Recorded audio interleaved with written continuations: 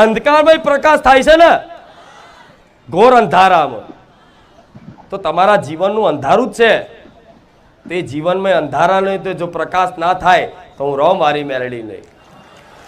માની લો, હું તમારા માટે પ્રયત્ન એવા કરીશ કે જેટલું થાય એટલું જીવનમાં પુણ્યદાન કરો, સેવા કરો અને ક્યાંય ભટકશો નહીં.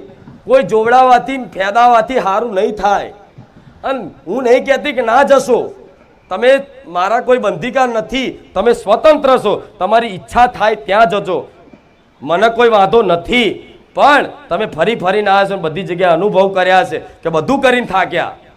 તો જો બધું કરીને થાક્યા હોય અને નિર્ણય કરી જ લીધો તો હવે કોઈ માતાજી ભગવાનને તો ભૂવા ભૂવા ફરવું નહીં, જે થવું હોય થાય.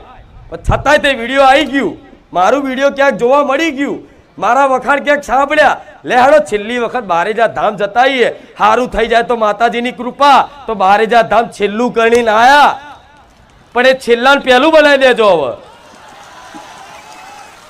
કેટલા લોકો એવો સંકલ્પ કરીને આવ્યા કે આ પહેલું છેલ્લું, જો બારેજા ધામમાં સારું ના થાય તો હવે પછી જવું